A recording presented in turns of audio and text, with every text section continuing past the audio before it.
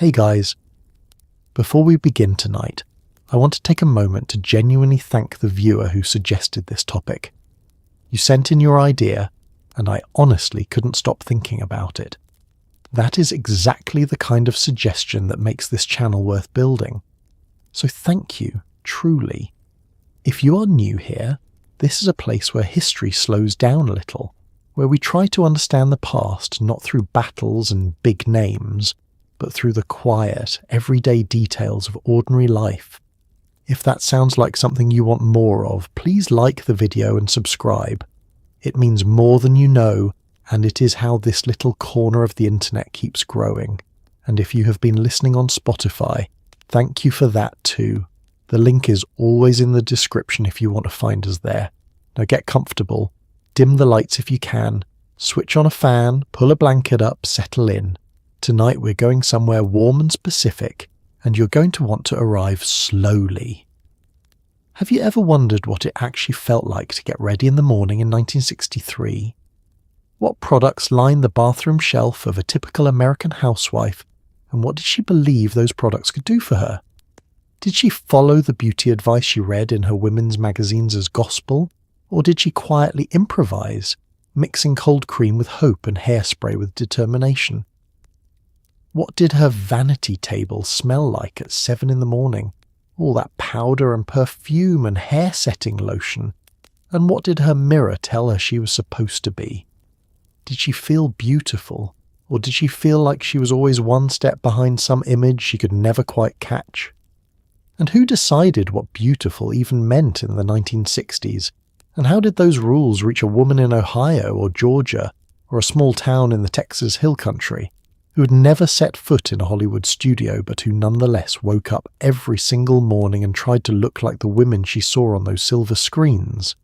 And just like that, it is 1963. The percolator is already going.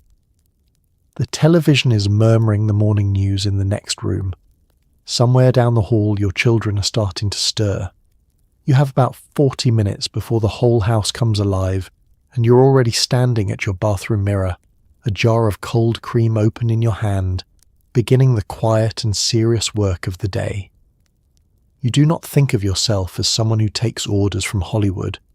You're a homemaker in a modest house in a real town, with a grocery list on the counter and laundry in the machine. But the women staring back at you from the pages of your magazines, from the movie screen, from the television set in your living room, have been quietly teaching you something for years. They have been showing you with great patience and precision what a woman is supposed to look like. Smooth skin, set hair, composed expression, a kind of effortless perfection that somehow requires an enormous amount of effort. And every morning when you stand at your bathroom mirror, you're not simply getting dressed. You're measuring yourself against an image that travelled all the way from a studio lot in Southern California to find you here, in this small bright room, before the rest of the family wakes up. The image did not arrive all at once. It came in increments, over years, carried by the culture like pollen on the wind, settling so gently that you never felt it land. It came in the advertisements tucked between recipes in your women's magazines, where the illustrated woman in the face cream ad looked serene and smooth, and somehow above the ordinary pressures of a day. It came in the films you saw on Saturday evenings, where the actresses moved through the world with a physical composure that seemed less like an achievement than a birthright. It came through the television, through the women who appeared on morning programs and variety shows, their hair lacquered and perfect under studio lights, their lipstick unsmudged at 9 in the morning, their whole presentation suggesting that looking this way was simply what a woman did if she was paying attention. And you were paying attention. You always were. The rules themselves were rarely stated directly. They did not need to be. You absorbed them the way you absorbed everything that surrounded you completely and consistently enough, without examination, until they became indistinguishable from common sense. You understood that a woman's hair should be neat and shaped, not loose and unconsidered. You understood that makeup was not vanity but maintenance, the basic upkeep of a face that would be seen by neighbours, by the women at the church auxiliary, by your husband when he came home in the evening, by the checkout clerk at the grocery store who had formed some quiet impression of you in the 10 seconds you stood at her counter. You understood that the impression mattered, that it reflected not just on you but on your household, your competence, your character.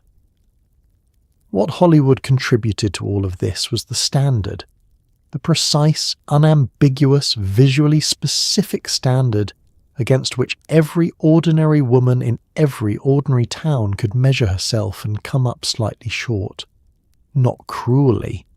The gap was never so large that it felt hopeless.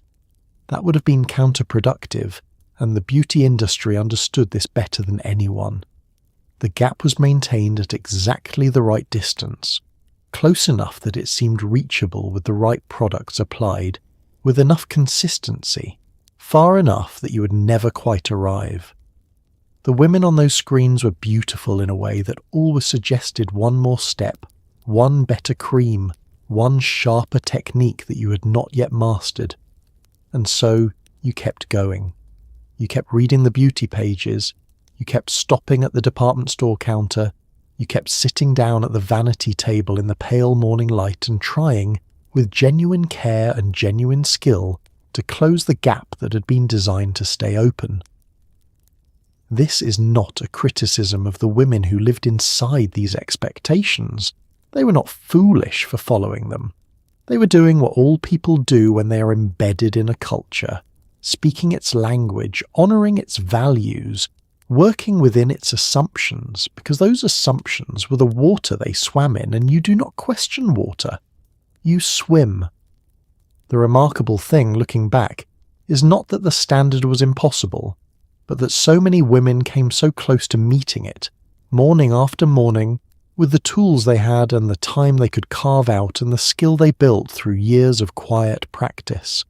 They stood at their mirrors before the world asked anything of them, and they attended to themselves with a seriousness that the culture told them was about appearance, and that was in fact about something more than that, something closer to discipline, to self-respect, to the daily decision that they were worth the effort they were willing to give. Hollywood gave them the image. They gave it everything else. The standard travelled from the studio lot to the bathroom mirror and became, over years and repetitions and small morning rituals performed in houses across the country, something that belonged to the women who practiced it as surely as anything they were ever handed. They made it theirs. They wore it into the world with a composure that no camera had taught them and no advertisement had sold them. That part came from inside. It always had. The jar lives on the bathroom shelf or on the vanity table, white and round and cool to the touch, and you've been using it so long that the brand name barely registers anymore. It is simply cold cream, and it is the first and last thing your face meets most days. In the 1960s, cold cream is not a luxury. It is a foundation, the bedrock of every beauty routine recommended by every magazine, every Hollywood actress in every interview, every older woman who ever sat you down and told you how to take care of yourself. You scoop a small amount onto your fingertips, and the chill of it against your warm skin is its own small comfort, a ritual that signals the day is finally over, that the face you wore for the world can now be gently, carefully removed. You smooth it in with slow circular strokes, starting at the centre of your face and working outward toward the temples and down toward the jaw. The cream is thick and white and smells faintly of roses or of mineral oil or of something clean and faintly medicinal depending on the brand, and it melts almost immediately against the warmth of your skin, loosening the foundation and powder you applied that morning. You watch it happen in the bathroom mirror, the careful work of the day beginning to dissolve, the concealment softening, your actual face emerging from underneath with the slightly startled quality of something that has been kept in the dark. A warm cloth comes next. You press it gently against your face and then sweep it away, and with it goes the cold cream and everything the cold cream has gathered. You rinse the cloth and do it again if the day was long or the foundation was heavy. Then you look at your face, clean and slightly pink from the warmth of the cloth. The lines around your eyes a little more visible than they were this morning. The skin softer and more honest than it has been since you last stood here the previous evening. This is the face no one else sees. Not your husband, not your neighbours, not the women at the salon. This is the face that existed before any of the rules applied to it, and there is something quietly significant about that. About the fact that the last thing you do before sleep is remove the constructed version and return to the original, as though the day begins and ends with honesty, even when everything in between required a certain careful management of appearances. Your mother did this the same way. Her mother did it before her. Cold cream has been in American bathrooms for generations by the time the 1960s arrives, and its presence has accumulated a kind of authority that no advertisement needs to establish, because it is already baked into the habit. You were told to use it. You watched it used. You began using it yourself and discovered that it worked, that your skin felt clean afterward in a way that soap and water alone never quite achieved, that the morning routine went more smoothly when the previous evening's layer had been properly cleared away. There are newer products on the market, cleansing milks, foaming washes, astringent lotions promising to do the work faster or more thoroughly. You may have tried some of them, but cold cream is the one you return to because it is reliable and familiar, and because some rituals earn their permanence not through innovation, but through the simple accumulation of evenings in which they did exactly what they were supposed to do. It does not promise transformation. It promises cleanliness, and cleanliness is enough, and the modesty of that promise is part of why you trust it. The routine extends beyond the face, on the nights when there is time. The hands, which have worked through the entire day and show it in their dryness, receive a different cream, thicker and richer, worked into the knuckles and the cuticles before the cotton gloves that some women wear to bed to help the cream absorb overnight. The elbows receive attention. The neck, always the neck, which the beauty pages remind you, is the first place the years make themselves known, and therefore the last place that should be neglected. By the time the routine is complete, the bathroom smells of roses and something faintly powdery, a combination of the cold cream and the dusting powder that lives on the shelf above the sink and gets applied last, pressed lightly against the throat and the chest, a final softening gesture before sleep. You set the jar back on the shelf. The cloth hangs over the towel rack, rinsed and cooling. The mirror shows your face, quiet and unhurried, returned to itself at the end of another day. You've attended to yourself. Tomorrow you will begin again. There is a particular kind of order to a well-kept vanity table, and if you grew up in a household where women took beauty seriously, you already know it instinctively. The perfume bottles stand toward the back because they are tall and pretty and meant to be seen. The powder compact sits to one side, lid closed, a small mirror winking from its surface. There is a hairbrush and a hand mirror positioned at a certain angle, not randomly but deliberately, the way you set a table for guests. Cotton balls in a glass dish, bobby pins in a small ceramic cup, a lipstick or two, their gold cases catching the light. To sit down in front of this arrangement is to enter a kind of private ceremony, a space between who you are when no one is watching and who you intend to be when the world arrives at your door. The vanity table itself is a piece of furniture with a specific gravity in the bedroom, anchoring one wall the way a hearth anchors a living room. In a modest household, it may be a simple dressing table with a single attached mirror, painted white or cream, the surface worn smooth at the edges from years of use. In a more prosperous one, it might have a triptych mirror, 3 panels folding out to show you your profile from both sides, the angles Hollywood makeup artists use, the angles that reveal whether the blending was truly thorough. Either way, the woman who uses it knows every inch of it. She knows which drawer sticks in humid weather and which one you have to lift slightly to get open. She knows which products live where, because she put them there deliberately and would notice immediately if anything were moved. The light matters enormously. Morning light coming through a window to the left or right is the honest light. The light that shows you what you're actually working with. The shadows under the eyes, the uneven tone at the jaw, the small imperfections that require attention, and the ones that can be left alone. Some vanity tables have a row of small bulbs along the top of the mirror, theatrical lighting borrowed from the dressing rooms of exactly those actresses you spend your life measuring yourself against.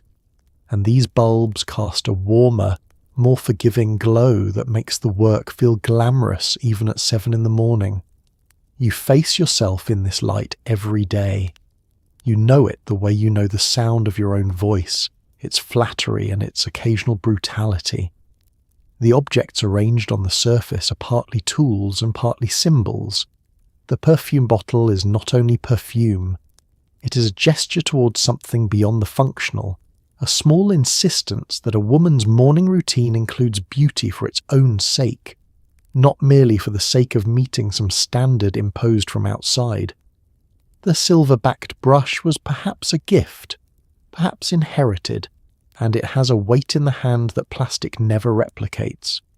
The cotton balls in their dish are entirely practical, and yet someone at some point thought to put them in a glass dish rather than leave them in the bag, and that decision carries within it a whole philosophy about what daily life deserves. The drawer contains additional layers of the story: tweezers in their small leather case, a pencil sharpener for the brow and lip pencils, the kind with a tiny reservoir that catches the shavings, an older lipstick that has been replaced by a newer shade but not yet discarded, kept against the possibility of some occasion that never quite arrives. A folded piece of paper with a beauty tip clipped from a magazine and copied out in your own handwriting, kept because the original was too large to fit in the drawer, and because writing it down was itself a form of remembering. Everything on this table has been chosen and arranged and maintained with a consistency that reflects a whole relationship between a woman and her own daily care. It is not a perfect arrangement. It is not a magazine photograph. The perfume bottle has a fingerprint on it that the morning light catches. The powder compact has a small chip at one corner where it was dropped on the tile floor a year ago and repaired with a touch of clear nail polish that is barely visible. The hairbrush has a few silver hairs tangled in the bristles from this morning. It is the table of a woman who is actually living at it, not posing for it. You sit down. The mirror receives you. The work begins. The ideal complexion in the 1960s is not natural in the way we use that word today. It is smooth, even, matte. A surface so unified that it almost stops reading as skin and begins to read as something closer to porcelain. Achieving it requires several steps performed in a specific order, and the women who do it well make it look as if they were simply born that way. You begin with foundation, applying it in long, blending strokes from the center of your face outward, working it into the jaw and down the neck so there is no visible line between your face and the rest of you. Then comes the powder, pressed on with a soft puff, and then dusted lightly with a brush, setting everything in place. The result is a kind of stillness, a face that will hold its composure through the morning and well into the afternoon, no matter what the day brings. The foundation of the early 1960s is heavier than what came later. It is more opaque, more substantial, formulated with the assumption that coverage is the point, that the skin beneath is something to be evened and unified rather than celebrated in its particularity. It comes in a glass bottle with a narrow neck, or in a compact with a small applicator sponge, and it smells of something faintly powdery and chemical, the smell of transformation already beginning before you have applied a single stroke. Matching the foundation to your skin requires attention and experience. The department store counterwoman will help you find it, testing a small amount on your jaw where the light hits honestly, but once you have the right shade, you buy it faithfully and do not stray. It is applied with fingertips or a damp sponge, the technique varying by preference and by what the magazines currently recommend, and it is blended at the hairline and at the jaw with particular care, because these edges are where the artifice becomes visible if you let it. The goal is a complexion that appears to have no foundation on it at all, which requires the foundation to be applied very well indeed. Powder arrives second, and its job is to press the foundation into stillness. The loose powder goes on first with a large puff, pressed gently into the skin rather than swept across it, setting the foundation beneath. Then the brush sweeps away the excess, leaving behind a matte finish that catches no shine and reflects no evidence of what went into creating it. The face in the mirror is now something close to the face in the magazine, and the gap between the two, while still present, has narrowed enough to feel like success. Concealer, where used, is applied before the foundation, or blended in during, dabbed carefully beneath the eyes or across any discoloration that the foundation alone could not fully resolve. It is pressed in with the ring finger, the lightest finger, because the skin under the eye is thin and delicate and does not respond well to tugging or friction, and the pressure used here is lighter than anywhere else on the face, a gentleness that the skin requires and that you have learned to give it automatically. The whole application takes perhaps 10 to 15 minutes when done properly, less when the day does not allow for proper, and the difference between the two is something you can see in the finished result and that the women around you can see as well, though none of them will say so directly. The full routine produces a face with a particular quality of evenness and settledness that the abbreviated version does not quite replicate, and you know before you leave the vanity table whether you did the work thoroughly or merely adequately. Adequately is sometimes what the morning allows. You accept this without drama. You know the full routine is waiting for you tomorrow, and the day after that, and every morning after that, for as long as you choose to sit down at this table and attend to yourself with the care the ritual deserves. You have done this so many times that it is no longer effortful. Your hands know the routine. Your face has learned to hold still. The eyebrow in 1963 is not simply a feature of your face. It is a statement. It is one of the primary ways a woman communicates composure, femininity, and a certain kind of quiet authority without saying a single word. The rules around brows are specific and largely unspoken, passed down through magazines and department store beauty counters, and the close observation of actresses on film. You pluck the stragglers first, the ones that fall below the natural line or too far toward the nose, using tweezers and a steady hand and the kind of patience that is easier to find in the morning than the evening. Then, if the brow needs sharpening, you fill it in lightly with a pencil, using short, feathery strokes that suggest hairs rather than drawing a single hard line. The finished brow is high, arched and precise, a small, architectural achievement that frames everything else on your face.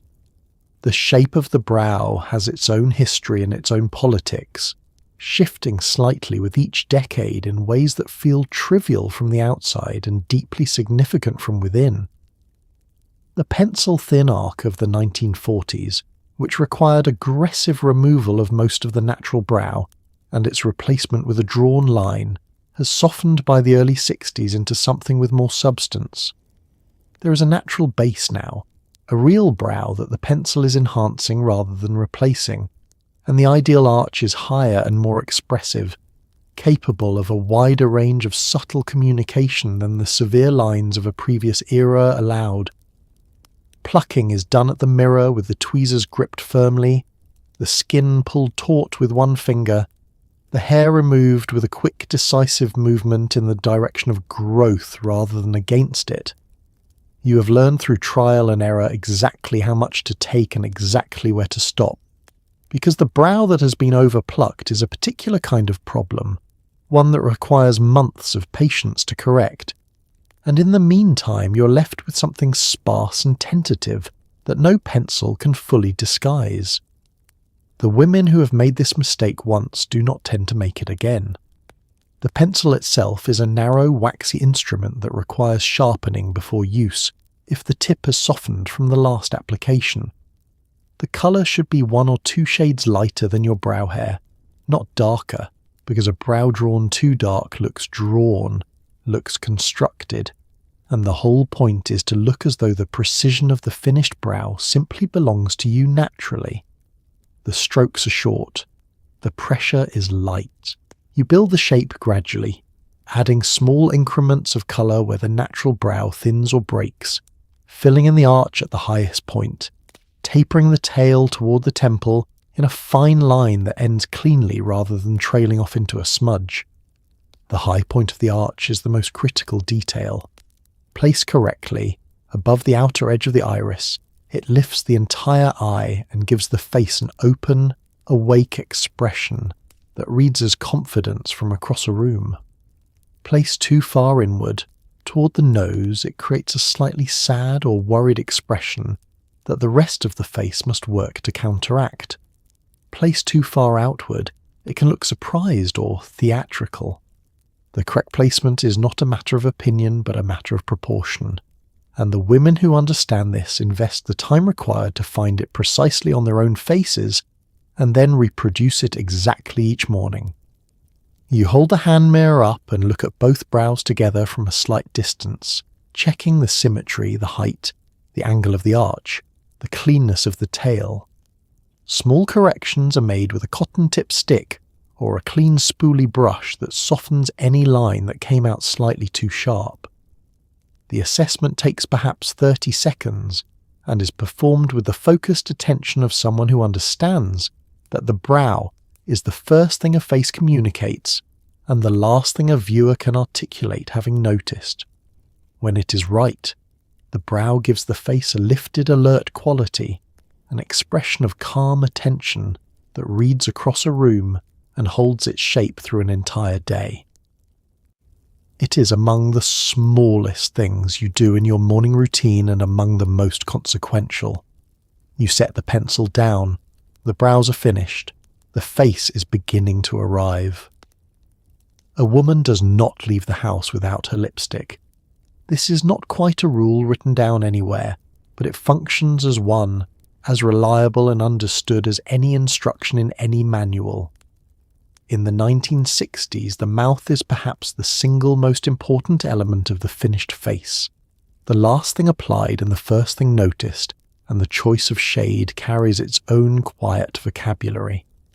A deep red means something, a soft coral means something else. A pale pink, barely there, whispers something different again. You apply it with a steady hand, pressing your lips together on a folded tissue to blot the first coat, then applying a second layer for staying power. Some women trace the lip line first with a pencil, sharpening the edge, making the shape more precise than nature alone provided. The result is a mouth that looks composed and intentional, even on an ordinary Tuesday morning. The lipstick lives in a gold or silver case, weighted satisfyingly in the hand, and the sound of the cap coming off is one of those small sensory details you never think to name but would recognize anywhere. The twist mechanism that raises the bullet of colour is smooth from use. You know the particular resistance of it the way you know everything you touch many times each day, without thought, without attention, through the knowledge that lives in the hands rather than the mind. The shade is not an accident. You chose it from among the rows of options at the department store counter, and the choosing was not casual. You pressed each candidate against the back of your hand to see the colour in natural light, and you thought about the blouses in your closet, the occasions ahead of you in the next several weeks. the way this colour would sit against your complexion in morning light and in the softer light of an evening. The counter-woman offered opinions. You listened with the attentiveness of someone gathering information rather than simply receiving instructions, and you made the final decision yourself in the last moment before the cap was replaced and the tube was wrapped in tissue and placed in the bag. Application begins at the cupid's bow, the two small peaks at the centre of the upper lip where the colour must follow the contour precisely, or the whole effect suffers. You work from the centre outward in both directions, keeping the line close and clean, and then you fill in with the broader side of the bullet. The lower lip is simpler, a single sweeping stroke that deposits colour from corner to corner.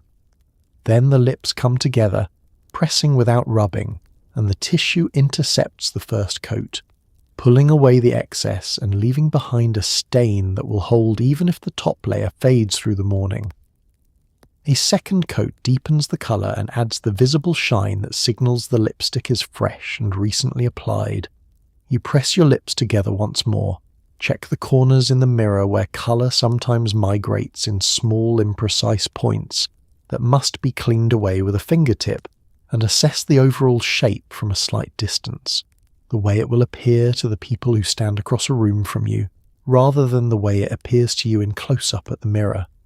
The lip pencil, for those who use it, goes on before the lipstick rather than after, tracing the natural line of the lip or slightly outside it to create a cleaner edge than the lipstick bullet alone can reliably produce. The pencil colour should match the lipstick or sit slightly deeper, never lighter, and the line it draws should be blended inward with a fingertip before the lipstick is applied over it, so that the pencil does not show as a separate border once the colour is in place. When the lipstick is finished, the face is finished, and there is something final and satisfying about that moment. The cap replaced, the tissue folded and set aside, the mirror consulted one last time with the comprehensive gaze of someone assessing a completed thing rather than a work in progress. Everything is in place. The colour coordinates with the nails are clean and chipped nowhere visible. The face is even and composed and ready. You put the lipstick in your purse. The door opens. The day begins. On Saturday morning, or perhaps Sunday, depending on the household, you wash your hair and set it, and this is not a casual undertaking. It is an investment, a small construction project carried out at the bathroom sink and continued at the vanity table, requiring rollers and setting lotion and a bonnet dryer or a long wait under a hood at the salon if it is a salon week. The hair of the early 1960s is structured in a way that requires maintenance. It holds its shape because you have engineered it to hold its shape. Rollers determine whether the ends curl under or flip up. Ratting at the crown creates the volume that no amount of natural body can provide on its own. And once the set is in place and the hair is combed out and smoothed, it will remain essentially unchanged until the next washing, which is not tomorrow. You sleep around it, protecting the shape with a silk scarf or a net, because the set must last. The washing itself is not daily. Daily washing strips the natural oils that give the set something to hold on to, and it softens the hair to the point where rollers lose their authority.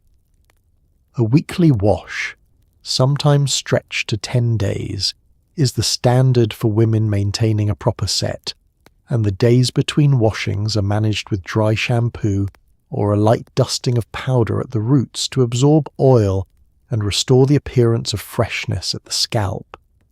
You can tell by touch when the hair needs washing, the texture shifting subtly from the crispness of a fresh set towards something slightly heavier, and you plan the washing day to fall at the point just before the shift becomes visible to anyone other than yourself.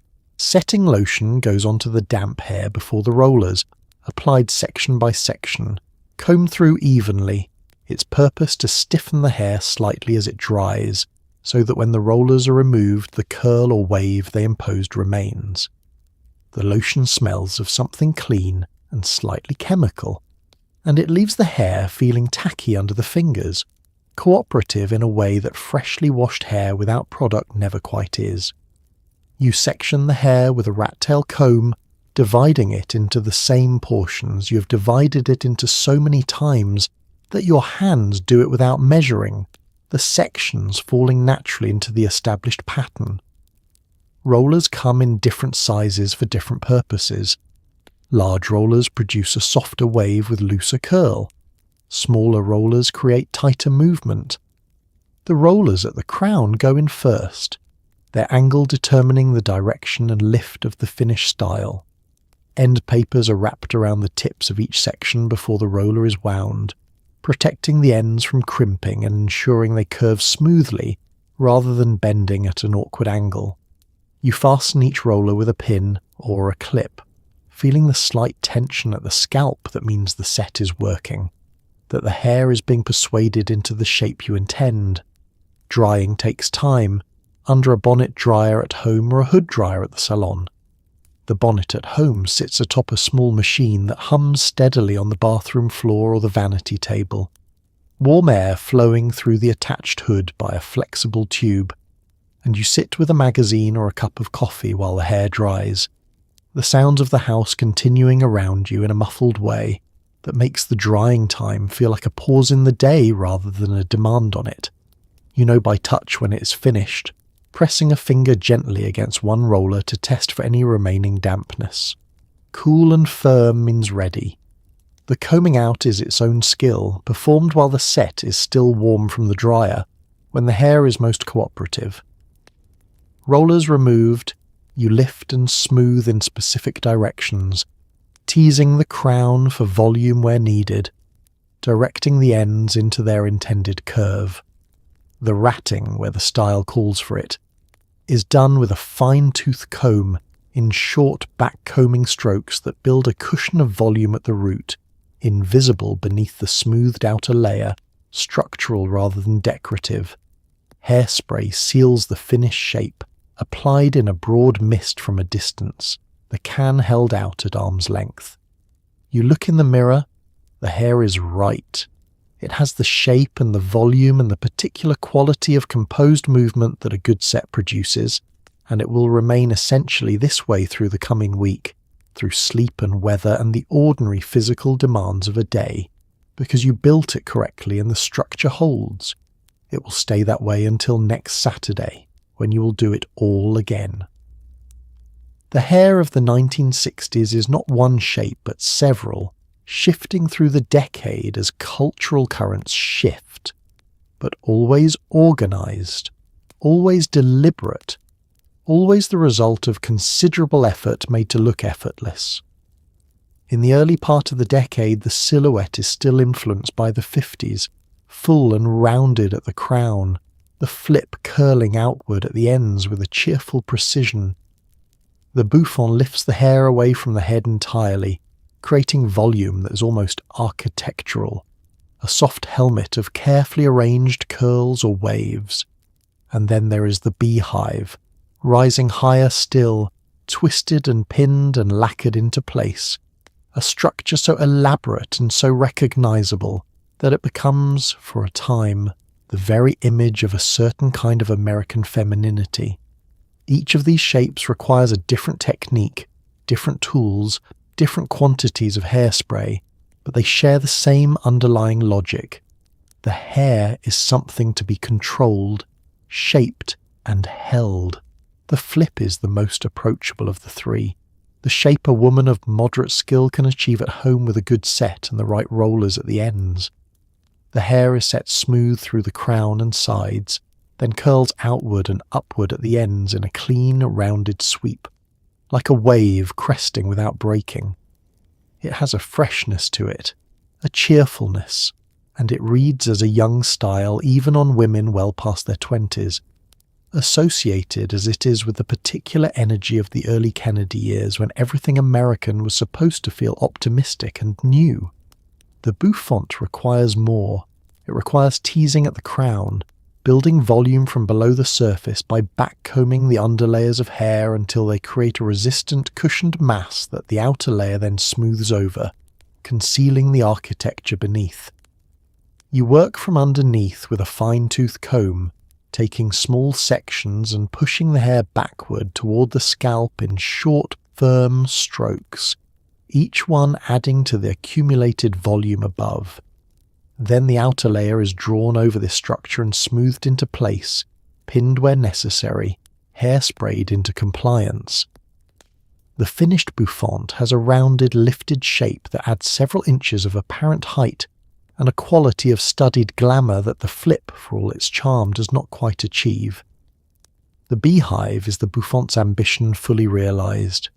It rises in a tapered column from the crown of the head, sometimes a full 6 or 8 inches above the natural hairline, and it requires a combination of teasing, pinning, and layered hairspray applications to maintain its shape against the forces of gravity and the passage of time. At the salon, the stylist builds it with the concentration of someone doing work that cannot be rushed, the hands moving with a precision that comes from having performed this construction dozens of times on dozens of different heads of hair, each one slightly different in texture and weight and cooperative willingness. At home, fewer women attempt it for every day, but for a special occasion the beehive announces that its wearer understood the era she was living in and intended to wear it without apology. All 3 shapes require maintenance during the day, a hand raised to check for loosening at the crown, a pin repositioned where the structure has shifted slightly, a light additional application of hairspray at a point where the humidity of a warm room has begun to soften the hold. This monitoring is done automatically without drama, the way you monitor any complex system you're responsible for, with the background attention of someone who knows what the finished product is supposed to look like and will notice the earlier signs of deviation. Sleeping in any of these styles requires its own discipline. The hair is wrapped in a silk scarf or enclosed in a net before bed, the pillow chosen for its softness, the sleeping position adjusted to minimize contact between the set hair and the surface beneath. By the 2nd or 3rd morning of the week, the set has loosened slightly, and the daily maintenance becomes more active, more targeted, the hairspray applied more deliberately to the specific areas where the shape has softened. By Saturday, the hair is ready to be washed again. The cycle continues, week by week, style by style, the shapes shifting slowly as the decade moves forward and the culture changes around them, but the discipline remaining constant, the commitment to the structured, intentional, carefully maintained silhouette outlasting any particular version of what that silhouette should be. The can of hairspray that sits on your bathroom shelf in 1963 is not a gentle product. It does not suggest. It commits. The formula is lacquer adjacent, a fine mist that dries almost instantly into a surface that is shiny and firm and entirely resistant to wind, humidity, or children reaching up with sticky fingers to touch your hair. You hold the can at arm's length and spray in a sweeping arc, the mist settling over your finished style like a transparent shell, sealing it in place for the day. The smell is chemical and sweet at once, instantly recognizable to anyone who grew up in a house where women took care of themselves, and it lingers in the bathroom for a quarter of an hour after you have put the can down. It is the scent of the finished product, of the transformation complete, of a woman ready to step out into the world with her hair exactly where she intended it to be. What hairspray can do is considerable. It can hold a bouffant in moderate humidity through an entire afternoon. It can keep the flip's outward curl from relaxing into a limp droop by mid-morning. It can smooth flyaways at the crown and secure pinned sections against the loosening that comes from movement and warmth.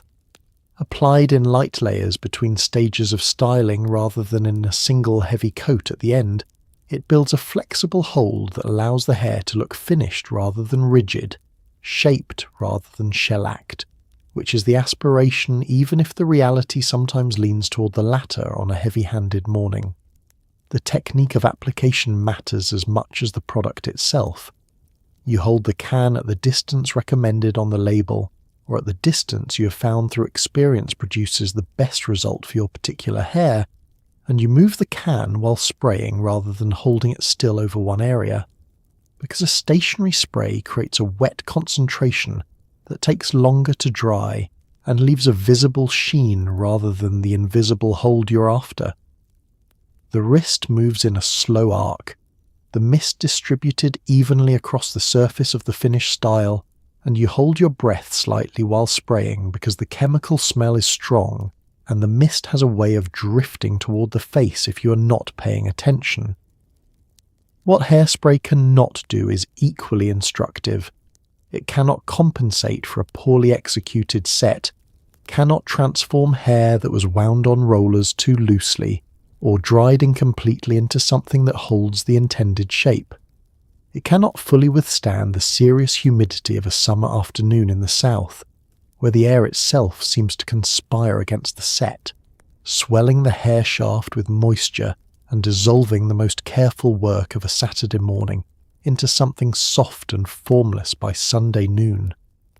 Women in humid climates develop strategies for this: extra rollers at the most vulnerable areas, more product in the setting lotion, a heavier application of spray at the final step, and still, the summer is harder on the set than any other season, a recurring negotiation between what the hair was built to be and what the weather intends to make of it. The brands compete with each other for a loyalty that, once won, is rarely transferred. You have your brand, your mother has hers. The cans are not interchangeable in your mind even if the chemistry inside them is similar, because the one you have used for years has the smell and the nozzle and the particular quality of mist that you know, and knowing is half of confidence. Switching brands requires a period of adjustment, of learning the new product's behaviour on your specific hair, and most women find this adjustment period frustrating enough that they return to their original brand rather than persist through it. There is a specific pleasure in the last spray of the morning, the finishing coat applied to the completed style, the can set back on the shelf, the cap replaced. The style is done, the hold is in. The bathroom falls quiet as the mist settles and dries, and the scent begins its long, slow dissipation into the air of the room. You check the mirror one final time, tilting your head to check the crown from an angle, pressing one finger lightly against the surface to confirm the hold is firm. The hair does not move, the shape holds, the day can proceed. You do not simply put on perfume, you apply it. And the difference between those two verbs is the difference between a woman who knows what she is doing and a woman who is still learning. The rules of fragrance in the 1960s are passed down through women's magazines and through older women in your life who lean close and tell you things no article would think to print. You apply perfume to the pulse points, the wrists, the inside of the elbow, the hollow of the throat, the small warm space behind the ear. You do not rub your wrists together afterward, because rubbing crushes the top notes and changes the way the scent opens. You spray or dab depending on the bottle, and then you step back and let it dry, let it bloom, let it become something that belongs to you rather than something that merely clings to your skin. A woman who smells correct upon entering a room has done something invisible and entirely precise. The distinction between perfume and cologne is not only one of price, it is one of occasion and of intention. Cologne is lighter, its concentration lower, its lasting power measured in hours rather than a full day. It is appropriate for morning, for an ordinary weekday, for the errand running and the carpooling and the afternoon among neighbours that does not call for anything more substantial. Perfume is for evening, for the occasion that warrants something that will still be present on your skin at midnight, a trace of it rising from the warmth of your neck when you remove the necklace in front of the bathroom mirror before bed. You do not wear your best perfume to the grocery store. This is not a written rule, but it functions as one, a small calibration of effort to occasion that is part of the larger grammar of how a woman moves through the world. The pulse points are warm because blood vessels run close to the skin's surface at these specific locations, and warmth activates fragrance, lifts it from the skin, and carries it into the air immediately around you. A perfume applied to a cold, dry area of skin stays close and quiet, and is largely invisible to anyone who does not press their face directly against it. A perfume applied to the inside of the wrist, where the heartbeat is faintly visible, rises and moves with you through the day, present without announcing itself, detectable at a social distance that feels like coincidence rather than effort. The rule against rubbing the wrists together is one of those pieces of knowledge that feels, once acquired, so obvious that it is difficult to remember a time before you knew it. Rubbing generates heat and friction that break down the top notes of the fragrance before they have had time to open naturally, compressing what should be a gradual unfolding into an abrupt change that bypasses the most interesting phase of the scent's development. You learned this from your mother, or from a magazine, or from a saleswoman at the fragrance counter, and now you hold your wrists apart after dabbing, still and patient for the 30 seconds it takes for the initial application to dry and the scent to begin its proper work. You have a bottle for daytime and a bottle for evening, or perhaps one bottle that serves for both on an ordinary week, and something more special reserved for the occasions that genuinely call for it. The daytime fragrance is floral or fresh, clean and moderate, oriented toward a social distance that feels appropriate rather than assertive. The evening fragrance is warmer and deeper, carrying notes of something slightly complex that takes longer to read and longer still to forget. The woman who wears the same fragrance at every hour of every occasion has not yet learned this particular grammar, or has learned it and decided against it, which is also a choice, also a statement, also something. There is a final rule that the magazines state less often than the others, perhaps because it is the most delicate to articulate, which is the rule about quantity. If fragrance should arrive in a room after you, not before you, it should be discoverable at close range rather than announced from across it. The woman who has applied too much has made an error of judgment that is considered in this era a social miscalculation of a fairly serious kind, because it suggests either that she does not know the rule or that she does not care about it, and neither interpretation is flattering. You apply it as the last step of the finished routine, after the face is done, after the hair is set, when the whole presentation is complete and the scent becomes its final invisible layer. You stand still for a moment after applying it, letting the top notes open, letting the alcohol carrier evaporate and the real fragrance emerge from beneath. The bathroom is quiet around you. The morning is ready. Then you are ready. Everything is in its place. The face you wear to run errands on a Tuesday morning and the face you wear to a dinner party on Friday evening are not the same face, and the knowledge of how to move between them is something every woman in the 1960s understands without being explicitly taught. The daytime face is neat and moderate, the colours soft, the coverage complete but not theatrical. Foundation and powder, a touched brow, a pale or coral lip, perhaps a light sweep of eyeshadow in a neutral shade. The evening face is the daytime face, deepened and extended, the colours richer, the lines more deliberate, the whole composition adjusted for a world lit by candlelight and lamps rather than morning sun. The eyeshadow darkens, the liner extends, the lipstick shifts from coral to a deeper rose or red. You do not necessarily add more makeup so much as you concentrate it, making the same face more deliberate, more visible, more prepared for the evening ahead. The transformation begins in the late afternoon, usually after the children have been settled, and the dinner preparations are underway or handed off in that narrow window between the end of the daytime self and the beginning of the evening one, You sit back down at the vanity, the same chair, the same mirror, but the light outside the window is different now, golden and horizontal, and the face looking back at you has lived through a full day and shows it in small ways that need attending to before you go anywhere. You blot first, pressing a clean tissue gently against the areas where the foundation has settled into fine lines, or where the natural oils of the skin have broken through the powder barrier over the hours. Then a light dusting of fresh powder, resetting the surface, returning the matte quality that morning established, and the afternoon gradually eroded. This alone recovers much of what the day has taken, and there is something satisfying about it, the way a few careful strokes can restore what hours of living have slowly undone.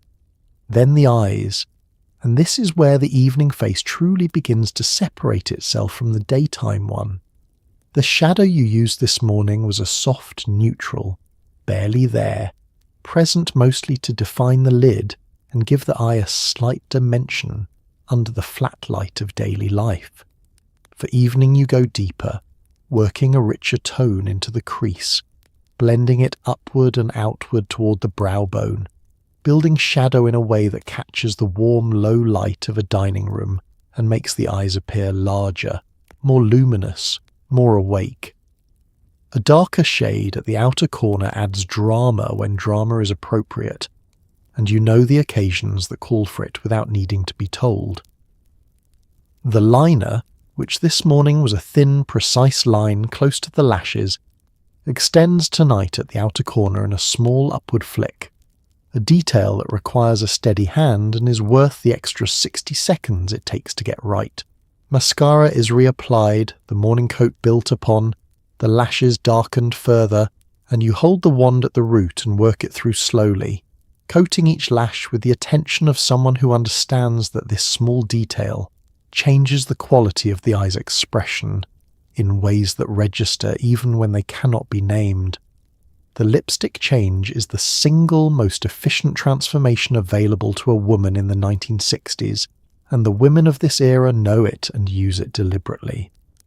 The coral or soft pink that served the morning is wiped away completely with a tissue and cold cream, and in its place comes something with more weight, a true red, a deep rose, a berry that does not exist in daylight but comes alive under lamplight, in a way that makes everything else on the face look more intentional, more composed, more considered.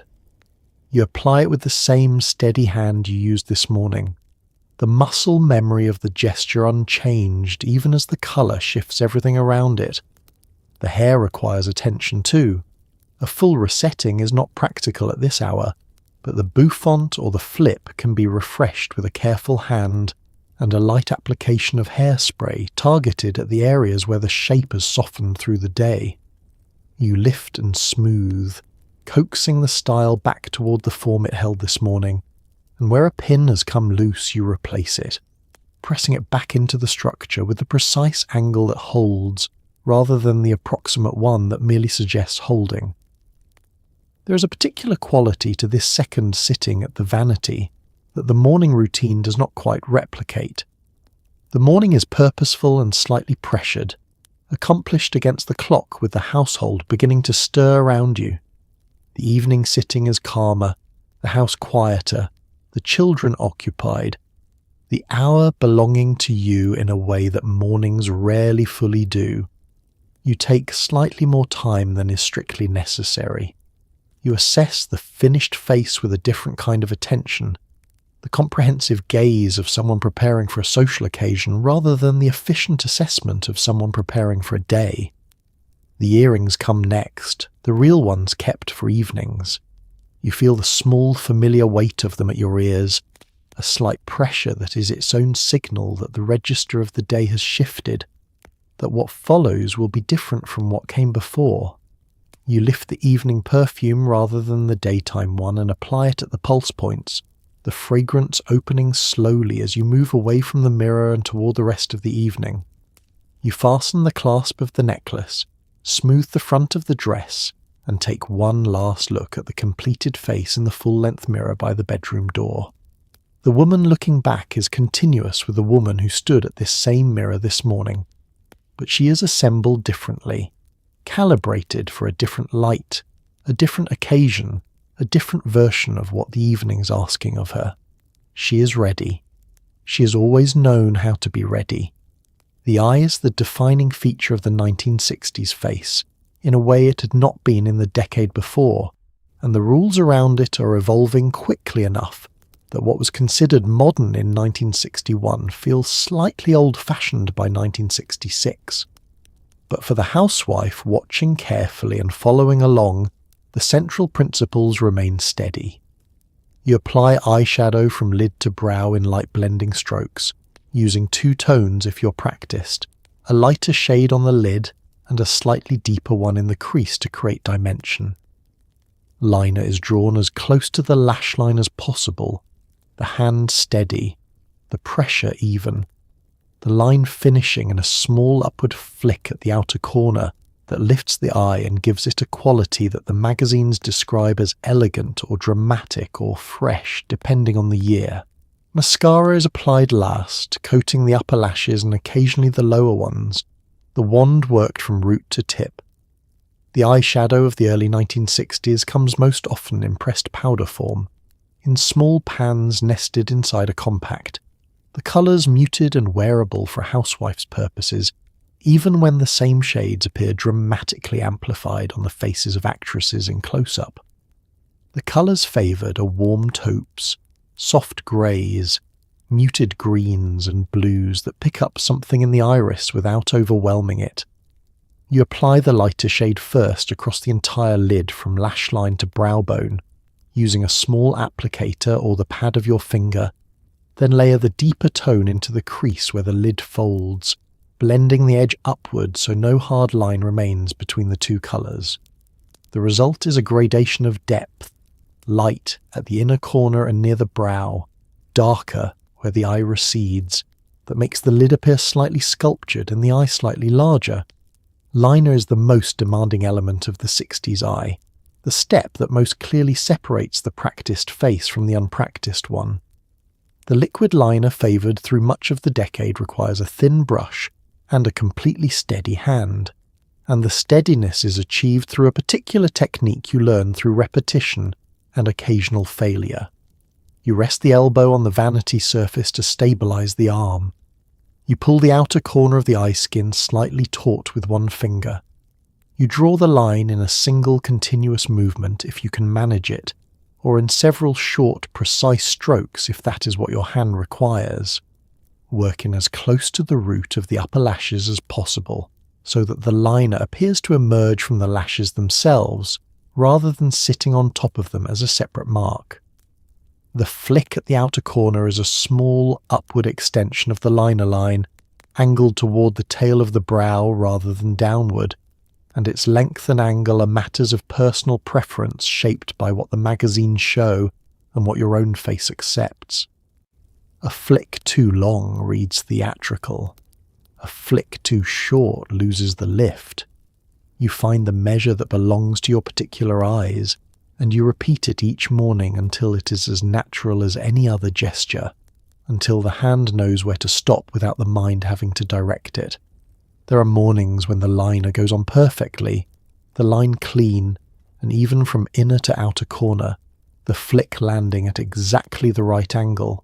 And on these mornings you leave the vanity table with a quiet confidence that is entirely out of proportion to the smallness of the achievement and entirely understandable to any woman who has practiced this particular skill. The feeling is not vanity. It is the specific satisfaction of a difficult thing done well, the same satisfaction a carpenter feels when a joint fits cleanly, or a seamstress feels when a hem lies perfectly flat. There is craft here, and the recognition of craft in oneself is a legitimate pleasure. There are also mornings when the hand is slightly unsteady, or the brush has dried unevenly, and the first attempt must be removed with a cotton pad soaked in remover and begun again. This too is part of the education. the understanding that the eye is the element of the face most resistant to being rushed, most sensitive to the quality of attention brought to it. The women who consistently produce beautiful liner lines are not women with steadier hands than everyone else. They are women who have accepted the pace the task requires and stopped fighting it. Mascara finishes the eye. The wand worked from root to tip in a zigzag motion that coats each lash individually and builds the slight thickening and darkening that makes the eye read clearly across a room. You let the first coat dry before applying a second if the occasion calls for more density, and you keep a clean spoolie or an old toothbrush nearby to separate any lashes that clump together in the drying. Lower lashes are done with the wand held vertically, stroking downward, the hand steadied against the cheek, the pressure light enough that no mascara transfers to the skin beneath. The finished eye is examined in the hand mirror from a slight distance, both eyes together, the symmetry checked, the depth of the shadow compared from one side to the other, the flicks assessed for angle and length. Small corrections are made carefully and quickly. The eye, once right, is left alone. It is the finished face's most expressive element, and it required everything you gave it. You know it, and the knowledge sits quietly in the morning around you as you put the liner brush down and move on to the next thing. You have been reading the beauty pages of your women's magazines since you were a teenager, and by the time you're a homemaker in your 30s, you have developed a particular fluency with their language. The articles are written in a tone that is warm and instructional, never harsh, always encouraging, but they carry within them a set of assumptions so consistent that they function almost as law. They assume you want to look younger than you are, thinner than you are, more rested than you are. They assume your husband's appreciation of your appearance is a reasonable motivating factor. They assume that beauty is a form of competence, that a woman who looks well kept is a woman who has her life in order, and that the inverse is equally true. You read these articles and you take notes, sometimes literally, and you clip the tips that seem applicable and tuck them into the edge of your vanity mirror or into the small drawer where you keep things you intend to remember. The magazines arrive monthly, and their beauty pages follow a rhythm you have internalized without meaning to. January brings the fresh start articles, the New Year's skin regimen, the promise that this is the year your complexion will finally achieve the evenness you've been working toward. Spring brings lighter coverage and softer colour, the annual reminder that pastels and natural-looking skin belong to the warmer months. Summer brings the practical articles about humidity and sweat and how to keep your makeup in place when the weather refuses to cooperate. Fall returns depth and richness to everything. The palette shifting toward berry and amber, the skincare routine expanding to address the drying effects of cooler air. You move through this calendar without thinking about it, your vanity table updating itself season by season in response to pages you read weeks before. The before and after photographs are the most powerful content in the beauty pages, and the editors know this and deploy them with intention.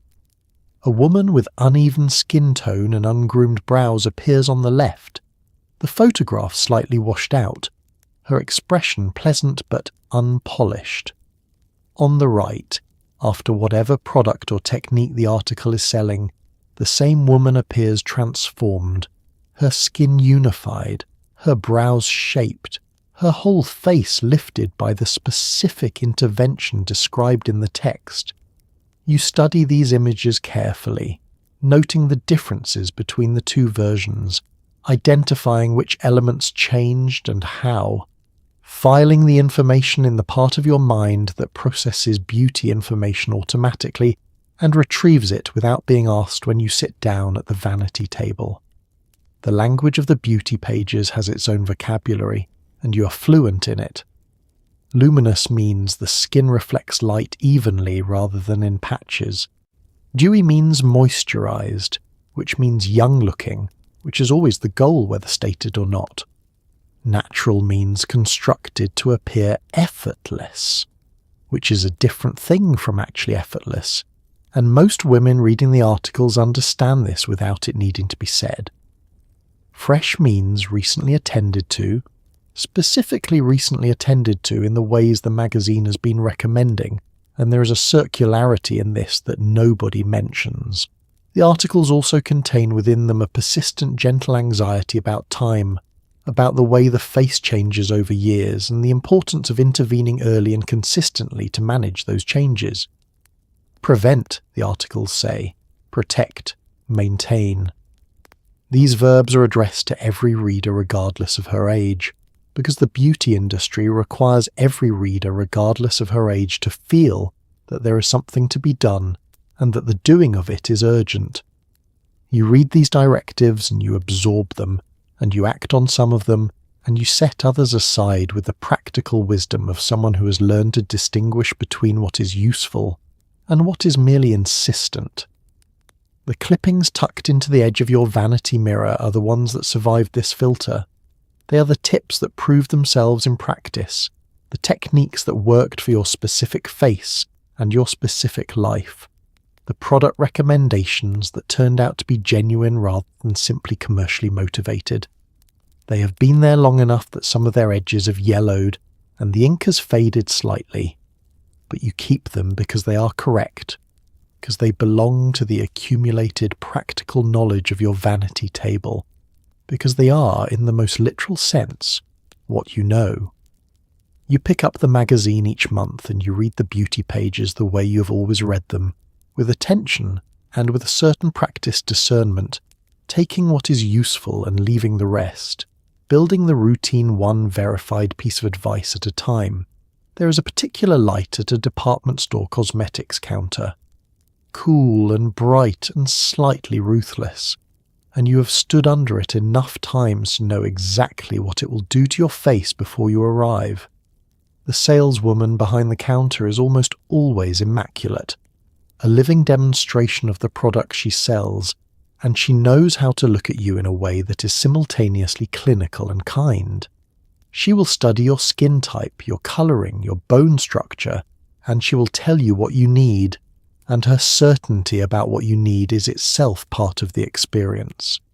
You came in perhaps to buy a lipstick and you leave with a foundation, a pressed powder, a new eyeshadow in a shade she selected for you, and a small sample of a face cream that promises something you cannot quite remember once you're back in the parking lot. You have not been sold things so much as you've been enrolled in a curriculum.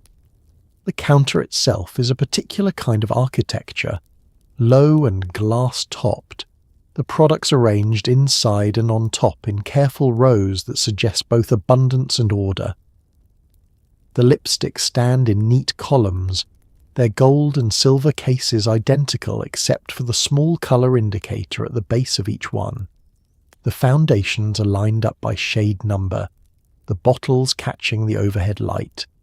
The compacts are stacked or fanned, their lids closed, their surfaces clean. Everything is presented as though it were already yours, already waiting, already inevitable, and the woman behind the counter has arranged it this way so many times that the arrangement is now instinctive. The display reset each morning with the same care you bring to your own vanity table at home. The saleswoman's technique is a form of education delivered in the grammar of hospitality. She does not tell you that your current foundation is the wrong shade for your complexion, but she picks up a bottle 2 tones lighter and holds it against your jaw and says simply, "See how much more this lifts you." And you do see it, or you think you do, in the cool, bright light that was designed to make such comparisons legible. She speaks with the authority of expertise but the warmth of a friend who wants good things for you, and the combination is nearly irresistible. She tests the foundation on your jaw because the jaw is where the face meets the neck and where mismatched colour becomes most visible, and she blends the small amount in with a practised fingertip and steps back and asks you to look. You look. The shade is perhaps not dramatically different from your own, but there is something in the way it sits against your skin in this light that feels more correct, more settled, and you trust the feeling even though you understand, somewhere underneath the experience, that this light was chosen precisely to produce it. The samples she presses into your hands as you leave are a form of continuation, the education extending into your bathroom at home, the counter's influence reaching into your daily routine in the form of small foil packets and tiny glass vials that you carry home in the small paper bag with the ribbon handles and set on the vanity shelf and try on the mornings when you have a few extra minutes.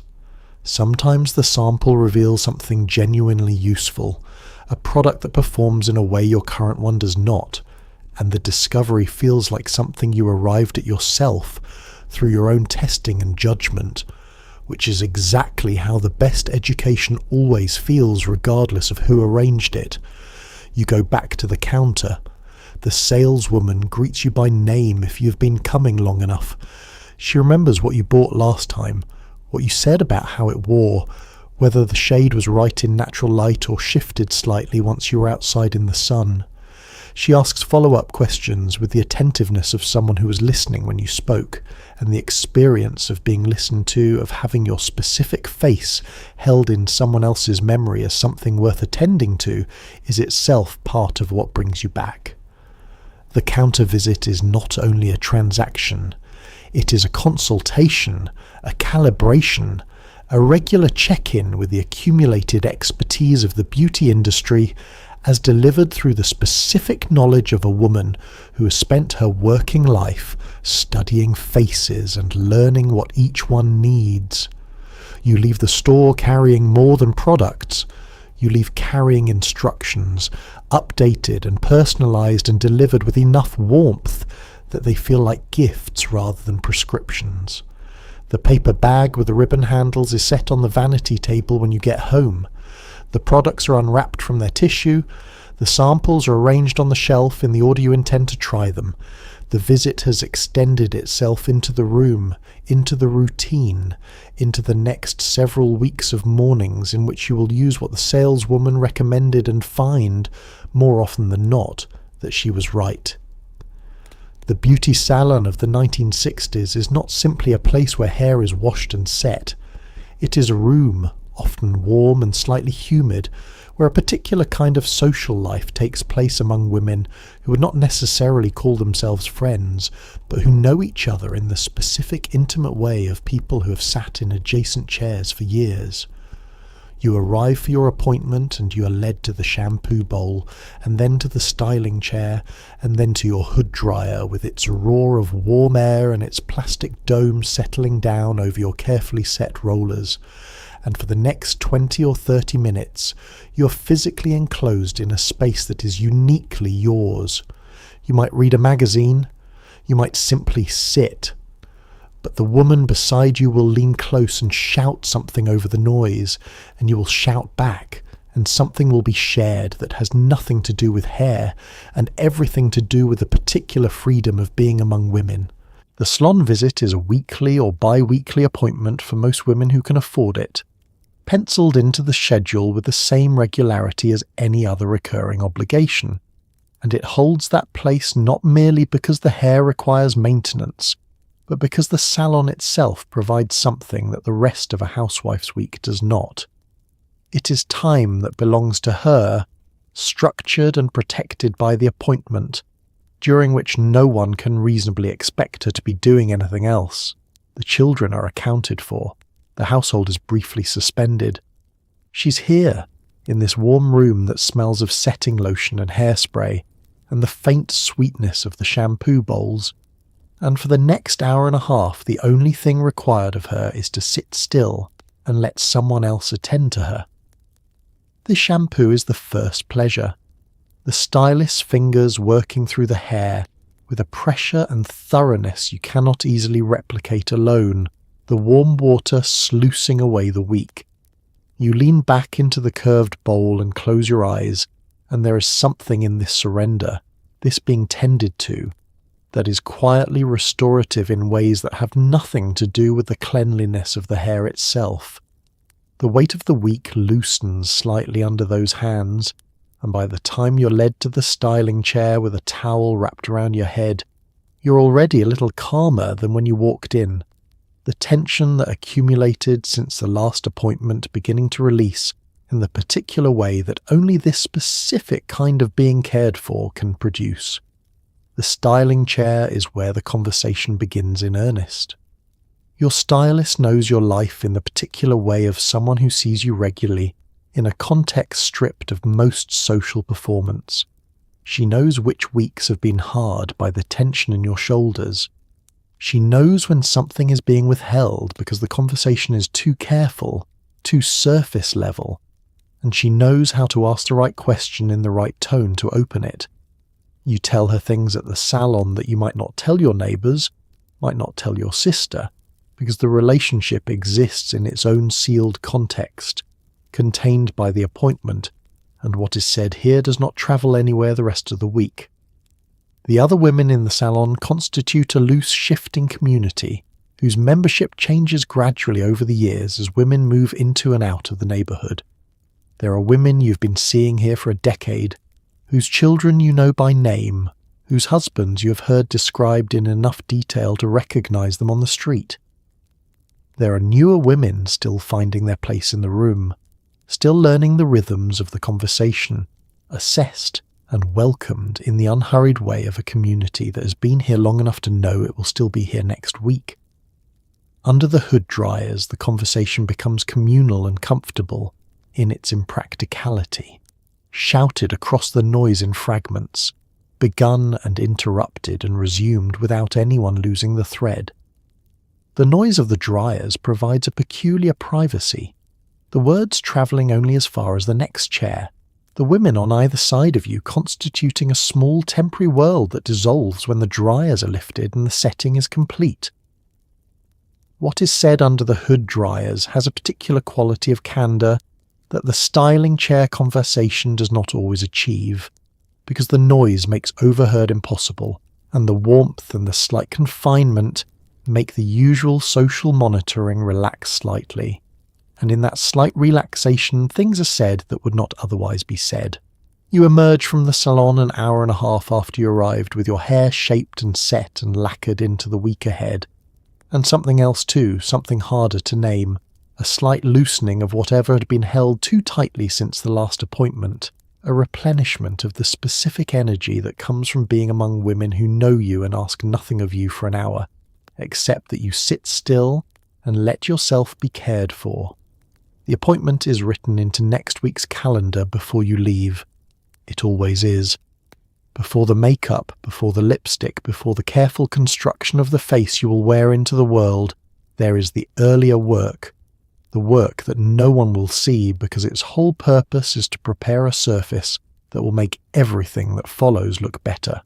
In the 1960s, the morning skincare routine is brief by later standards, but taken seriously, each step performed with the same deliberate attention you would bring to any other task you believed in. You cleanse first, washing away whatever the night left behind, and the water is warm but not hot because hot water is bad for the skin, or so the magazines say, and you have believed this long enough that it no longer feels like a rule so much as a simple fact. Then the toner, a cotton pad pressed gently across the face, closing pores, refreshing the skin, leaving behind a faint smell of witch hazel or rose water that is one of the cleaner smells of your morning. The cleanser you use in the morning is lighter than the cold cream of the evening, formulated for a face that has already been cleaned once and needs only to be refreshed. Some women use a gentle bar soap, one chosen for the face rather than the body. Its lather worked briefly between the fingers before being applied in soft circular strokes. Others prefer a cleansing milk or a cream that rinses clean without leaving residue. The choice is personal and usually arrived at through the recommendations of the cosmetics counter or the beauty pages, and once found it tends to stay, because skincare products earn loyalty precisely by doing nothing dramatic, by simply maintaining the quiet equilibrium of a face that behaves the way you need it to. The water temperature is a matter you have strong feelings about, stronger perhaps than the subject warrants, but the conviction was formed early and has never been dislodged. warm but not hot. You test it with the back of your hand before bringing it to your face, a gesture performed so automatically that you would notice its absence the way you would notice a missing step on a familiar staircase. The water at the right temperature feels like the beginning of something careful rather than something rushed, and the quality of attention it signals extends through everything that follows. The toner follows, and its role is partly functional and partly ceremonial, a step that closes the pores opened by the warm water, that removes the last traces of any cleanser residue, that prepares the surface of the skin to receive what comes next. You saturate a cotton pad and sweep it across the face in upward strokes, the direction always upward, because downward strokes work against the natural tension of the skin, a small directional rule so thoroughly incorporated that it is now simply the way you move your hand. The pad comes away with a faint impression of anything the cleanser missed, and you regard it briefly with the satisfaction of a task visibly completed before dropping it into the wastebasket and reaching for the moisturizer. Moisturizer is the final step before the foundation, and its importance is understood in the specific terms of what it does for the finished face. Foundation applies more smoothly over moisturized skin. It does not catch in dry patches or settle into fine lines, with the emphasis of something applied to an unprepared surface. It blends more easily and holds more evenly through the day. You apply it lightly and let it absorb fully. The 2-minute wait between moisturizer and foundation, one of those small disciplines that produces results visible enough to make the waiting automatic rather than effortful. The quantity matters. Too much moisturizer and the foundation slides and pills, refusing to blend properly. Too little and the dry areas of the face reassert themselves within hours, the foundation settling into the fine lines in ways that emphasize rather than conceal. You have found the right amount through the quiet accumulation of mornings in which the face either cooperated or did not, and the calibration is now instinctive. The fingertips knowing how much to take from the jar without the mind having to calculate it. There is a seasonal dimension to the routine that requires ongoing adjustment.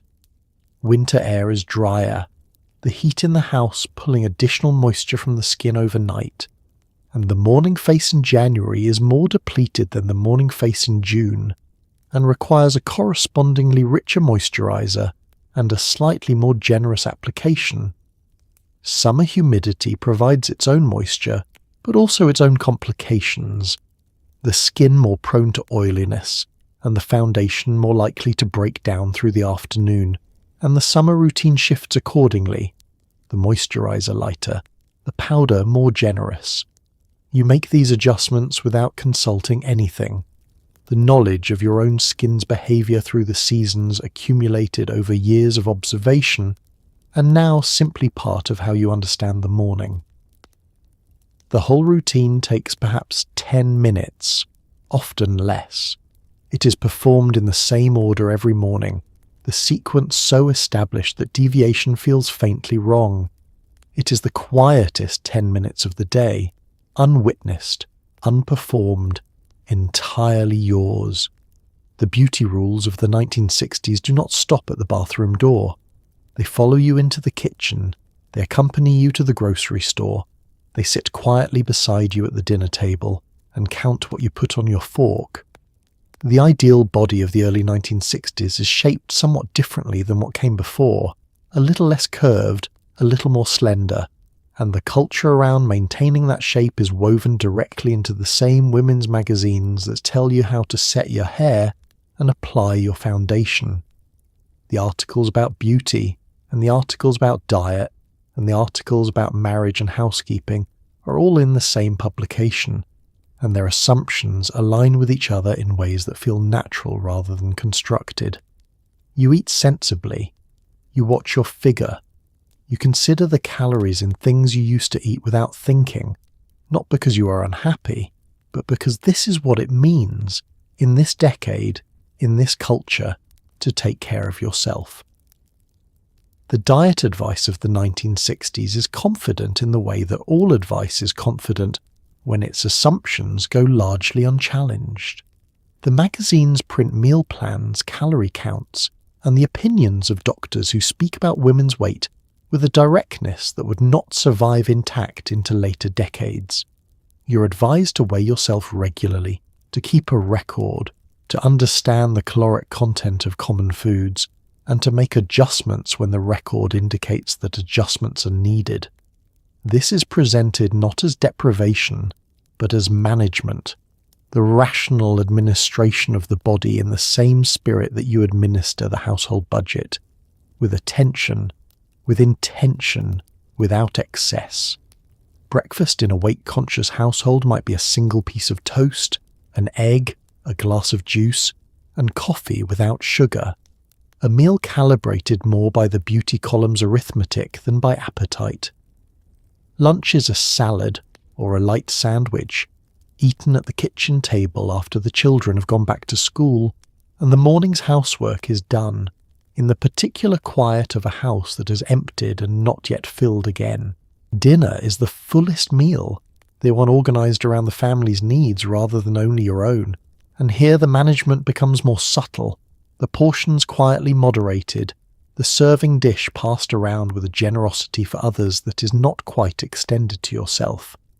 The kitchen contains its own evidence of all this, if you know how to read it.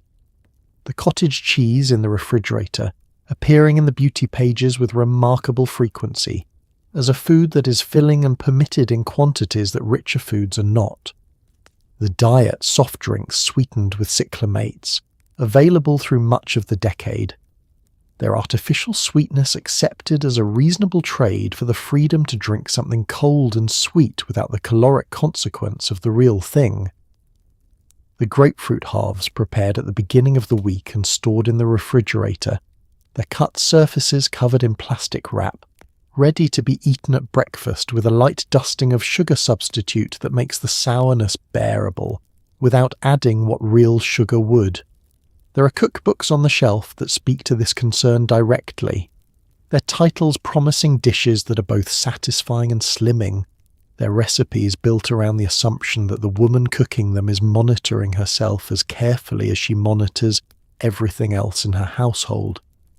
You have cooked from these books and found some of the recipes genuinely good and others merely virtuous, and the distinction between those two categories is one that the books themselves seem uninterested in making.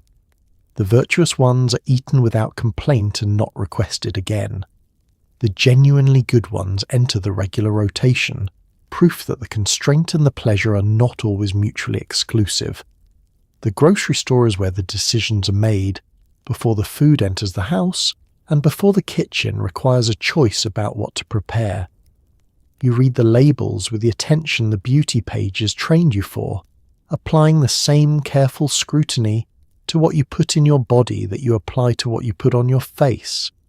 And the parallel feels natural because the culture has been drawing it consistently for years. The body and the face are both surfaces to be managed, maintained, kept at a standard that reflects well on the woman responsible for them. You navigate all of this without drama, without complaint, in the same steady way you navigate everything the culture asks of you, because to you these expectations do not feel like impositions so much as the reasonable conditions of the life you are living, the water you swim in, unremarkable until the day something shifts and you begin for the first time to notice the weight of it. The purse of an American housewife in the 1960s contains, among other things, a compact mirror and a powder compact, a lipstick, perhaps a small comb, a handkerchief, and if she is the kind of woman who thinks ahead, a small folding case that holds everything she might need for a midday repair. Because the face that was perfect at 8 in the morning will require attention by noon, and a woman who knows this plans for it. The compact opens with a soft click, the mirror inside revealing a face that has lived through several hours of the day. You dust lightly, resetting the matte surface. You blot the lips and reapply the colour, pressing them together, checking the result.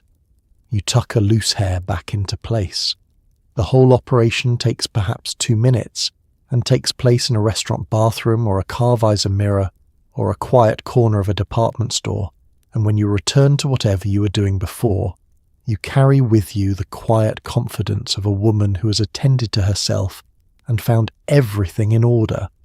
The purse itself is chosen with the same deliberateness brought to every other element of a finished appearance. It coordinates with the shoes, or at minimum does not conflict with them, the colours existing in a relationship that reads as considered rather than accidental.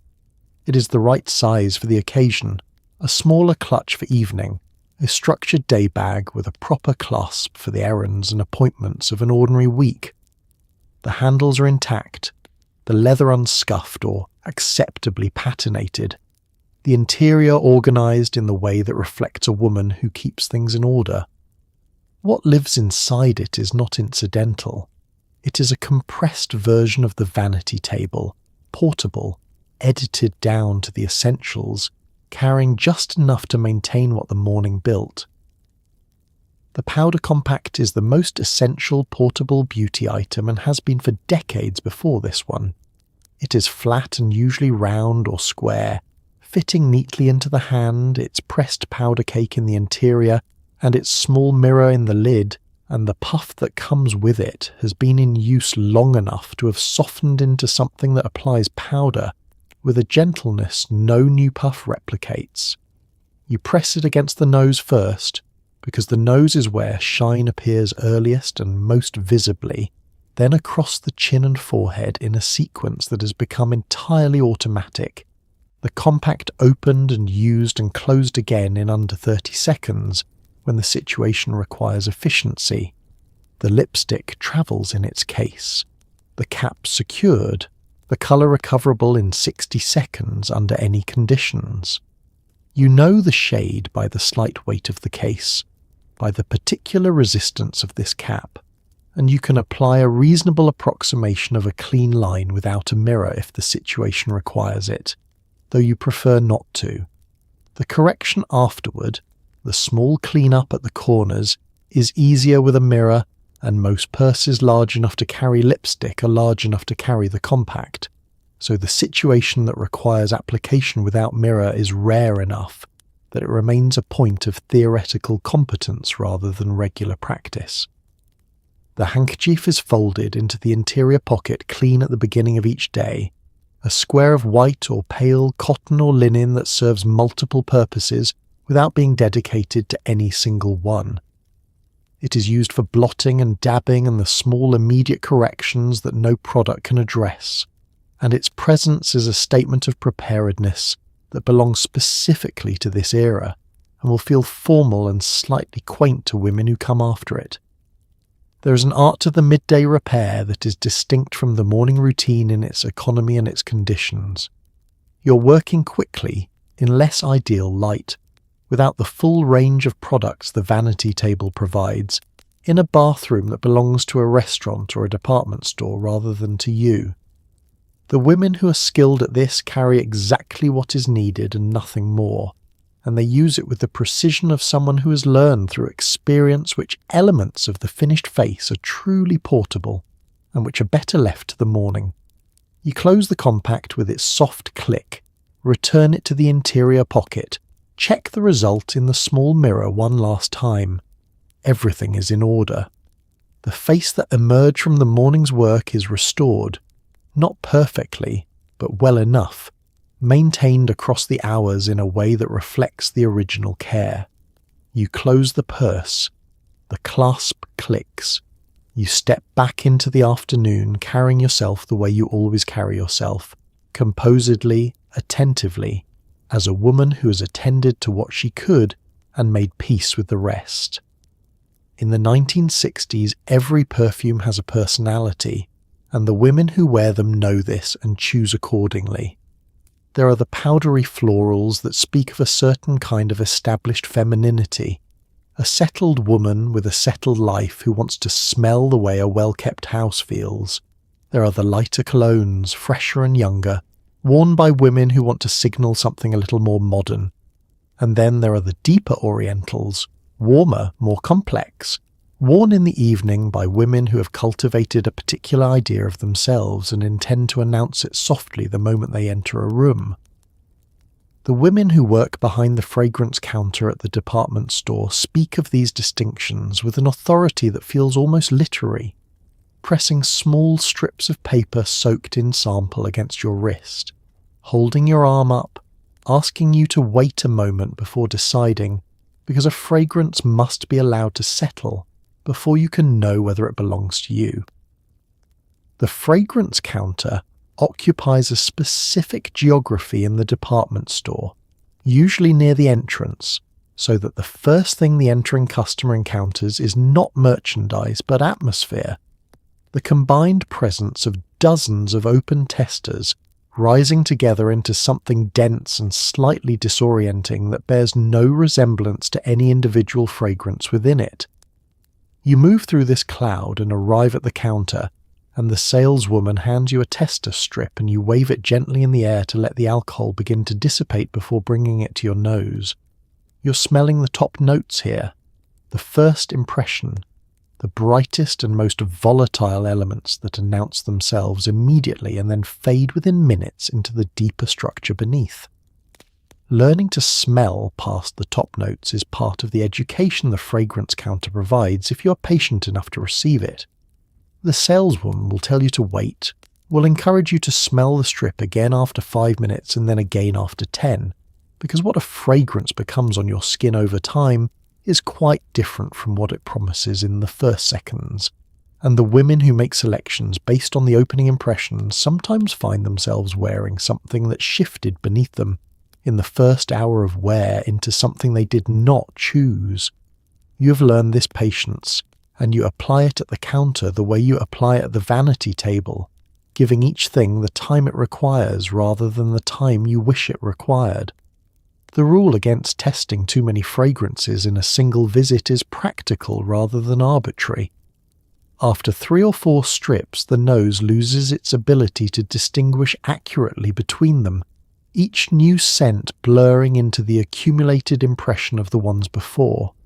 The saleswoman offers coffee beans to smell between testers, resetting the olfactory sense the way a sip of water resets the palate, and you smell the coffee, which smells only of coffee, and then return to the fragrance strips with something closer to a fresh perception.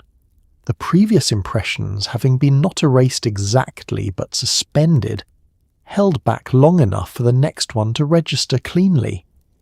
A signature scent, once established, becomes part of how other people know you, as specific and recognizable as your handwriting or the particular way you laugh. Your mother has one that you associate with her entirely, something floral and powdery that belongs to her as completely as her voice, that you will smell on someone else decades from now and find yourself briefly, unexpectedly return to her kitchen on a Saturday morning, the smell carrying you back across years in an instant that has no equivalent in any other sense. The women at your church have theirs, distinguishable in a crowded pew, arriving slightly before they do and remaining slightly after they have gone. The perfume you wear every day is applied as the last step of the finished routine, after the face is done and the hair is set and everything visible is in its place. The invisible layer goes on last. You dab or spray at the pulse points, the warmth of your skin beginning immediately to activate the fragrance, and you stand still for a moment before moving, giving the top notes time to open, letting the scent become itself before you carry it into the rest of the morning. It rises from you quietly all day, present to anyone who comes close without announcing itself to the whole room. It is the most personal element of an appearance that in every other way is visible and deliberate and carefully constructed. It is the part that travels with you into every room you enter, that remains faintly in the air after you have left, that belongs to you in a way that the brow pencil and the lipstick and the hairspray do not quite, because they can be seen and named and replicated, and this cannot. It is simply yours, and it has been yours for so long that you can no longer remember choosing it. The women in your household magazines are beautiful in a general way, but the women on your movie screen are beautiful in a specific way, and the specific way matters. Audrey Hepburn's brows, thick and dark and horizontal, prompt 1,000 American women to reconsider the pencil-thin arch they have been maintaining since the 1940s. Jackie Kennedy's hair, pillbox adjacent, controlled and glossy, becomes a template that the beauty industry translates into instructions almost immediately. And the actresses you follow season by season from film to film, watching the way their hair changes, the way their eye makeup evolves, the way they hold themselves in interviews and on red carpets, are providing you with a continuous education in what the culture currently considers beautiful. You do not think of yourself as following orders. You think of yourself as staying current, as being a woman who pays attention, and the distinction feels important even if the effect is the same. The influence travels through several layers before it reaches you. A studio makeup artist develops a technique for a particular actress that makes her eyes appear wider and more luminous under the particular conditions of studio lighting, and the actress wears it in a film that opens in hundreds of theatres, and the women in those theatres register the effect without necessarily analysing its components. And by the time the beauty editors have written about it and the cosmetics companies have developed products designed to replicate it, and the department store counter women have been trained to demonstrate it, the technique has become simply the current way to do eyes, absorbed into the general understanding of what a finished face looks like, without any individual woman being able to trace exactly when or how she learned it. The process is not manipulation exactly, or not only manipulation. The women doing the watching are exercising genuine aesthetic judgment, selecting the elements that seem achievable and flattering, and discarding the ones that belong only to the particular face of the actress who originated them. You looked at Audrey Hepburn's brows and you made a decision about what version of that idea your own face could carry, and the decision was yours even if the idea came from elsewhere. You studied the proportions, considered your own bone structure, assessed the gap between what you saw on the screen and what was possible on the face in your mirror, and you arrived at something that was a translation rather than a copy. This is how influence has always worked, less like a command and more like a conversation between the image and the woman looking at it. Jackie Kennedy's influence is different from an actress's because it operates without the frame of fiction. She's a real woman in a real role, photographed in real daylight rather than studio light, and the things she does with her appearance feel available in a way that the most beautiful film stars' choices sometimes do not. Her hair is set and controlled but not theatrical. Her makeup is complete but not elaborate. The gap between what she looks like and what a careful, attentive American housewife might achieve with the right products and the right technique feels narrower than the gap presented by the screen, and it is this narrowed gap that makes her so influential for so long. She's aspiring towards something, and the something seems reachable, and the reach itself becomes part of the culture. The actresses who appear weekly on television occupy yet another position in this hierarchy of influence, one that belongs specifically to the 60s and to the particular intimacy of the medium. The film star is seen in a darkened theatre at intervals, behind the distance of a screen. The television actress is seen in the living room, in the ordinary light of an evening, close enough that you can assess her foundation and her hair, with something approaching the attentiveness of a friend rather than the admiring remove of an audience. Her choices feel simultaneously more accessible and more personal, and the women who watch her most faithfully accumulate detailed knowledge of her style, her preferred colours, the way her hair changes between episodes, that they could not develop for any film actress seen only in the compressed context of a 2-hour story. You watched all of them. The film stars and the television actresses and the first lady and the women in the advertisements, who were beautiful in a commercial, composite way that was less inspiring than the specific, embodied beauty of a real woman in a real role. You took notes in the way you always took notes, without a pen, in the part of your mind that files these things away and retrieves them without being asked. You did not copy anyone exactly. You arrived at something assembled from many sources and then made your own, worn so consistently and so naturally that it eventually stopped feeling like an assemblage at all. It became your face, your style, the particular way you move through the world that other people recognize before you have said a word, and that you will carry forward without thinking about its origins, because the origins have dissolved into the thing itself, the way all influences eventually do when they have been lived in long enough. The beauty industry of the 1960s has a great deal to say about aging, and almost none of it is kind. The language is largely euphemistic, careful, wrapped in the rhetoric of self-care and personal investment. But the message beneath the language is consistent. Age is something that happens to a woman's face and skin, and the appropriate response is to resist it, to slow it, to manage it with the right products applied in the right order at the right times of day. Anti-aging creams are not yet called that because the phrase has not yet been coined, but the products exist under names that gesture toward youth without quite naming what they are fighting. Youth cream, firming lotion, age-defying formula. You smooth them on at night after the cold cream has cleared the day away, before the rollers go in, before the lights go out, believing as the advertisements have taught you to believe that the work you do in the dark will show in the light. The advertisements are careful never to show you what they are actually fighting. They do not present a woman with lines and say directly this is the problem. Instead, they show you the after, the luminous skin, the rested eyes, the face that appears to have arrived at some quiet equilibrium between maturity and youth, and they let you supply the before from your own mirror. This is a more effective strategy than the direct approach would be, because the woman who applies her own specific anxieties to the advertisement's promise is more persuaded than the woman who is simply shown a before and after comparison involving someone else's face.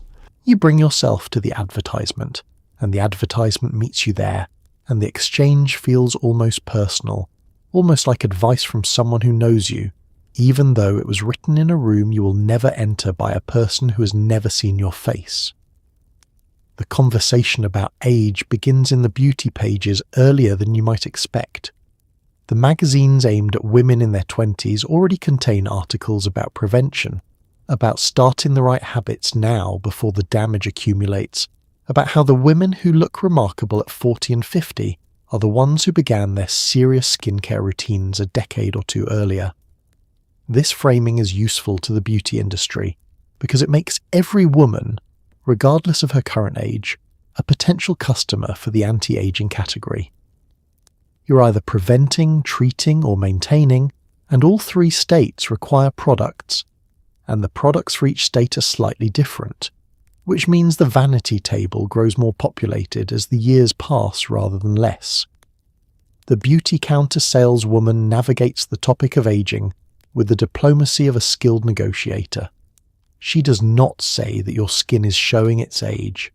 She says that your skin is at a stage where it would respond beautifully to a richer moisturizer, where the eye area would benefit from a dedicated cream, where the neck, so often neglected, deserves the same attention as the face.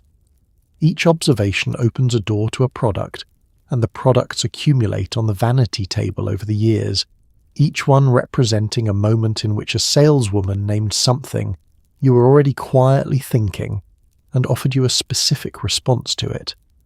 The neck is a recurring subject in the beauty pages, mentioned with a regularity that suggests the editors believe women are not thinking about it enough. You're instructed to apply your moisturizer and your firming products down past the jawline, extending the routine below the face itself and out toward the collarbone, treating the neck and chest as a continuation of the face rather than as separate territory. This extension takes perhaps 30 additional seconds each morning and evening, and you perform it without resentment, because the reasoning makes enough sense, and the habit, once formed, requires no more thought than any other step in the sequence. The magazines of the early 1960s do not yet use the language of self-acceptance that will arrive in later decades. They do not suggest that the lines developing around your eyes might be received as something other than damage, that they might belong to you in a way worth honouring, that the face changing over time is the face doing what faces do, and that this is not a failure requiring intervention. That frame is not available here, at this vanity table in this decade, and the women living in it do not experience its absence as a loss, because you cannot miss what you have never encountered. What is available is the youth cream and the firming lotion, and the revitalizing tonic, and the quiet, faithful, nightly hope that the work done in the dark will produce some small perceptible difference by morning, and sometimes it does, or seems to.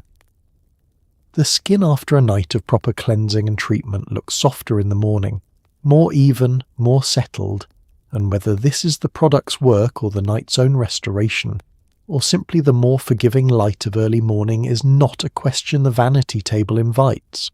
The result is what matters. The face in the mirror looks rested. The routine is working. You reach for the cold cream jar and begin again.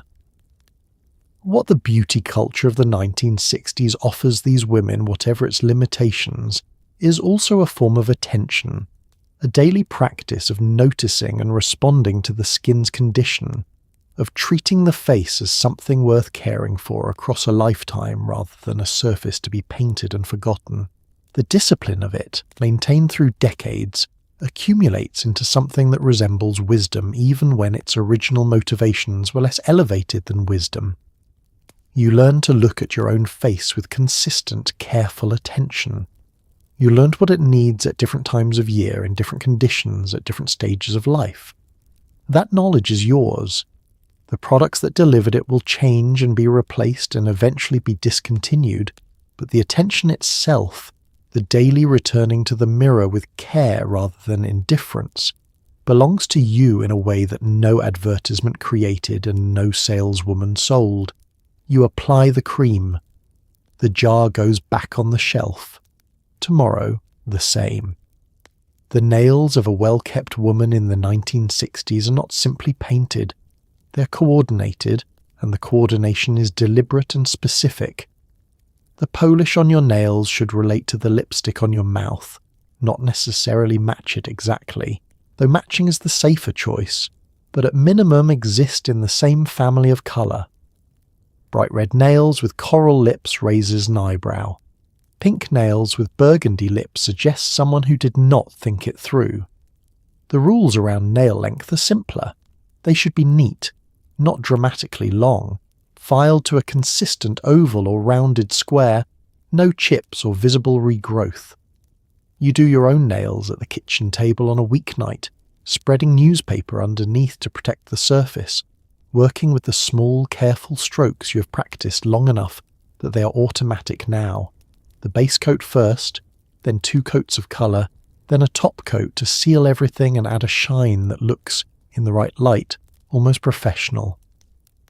The preparation before the polish is as important as the application itself, and the women who skip it pay for it in chipping and peeling within the first day or two.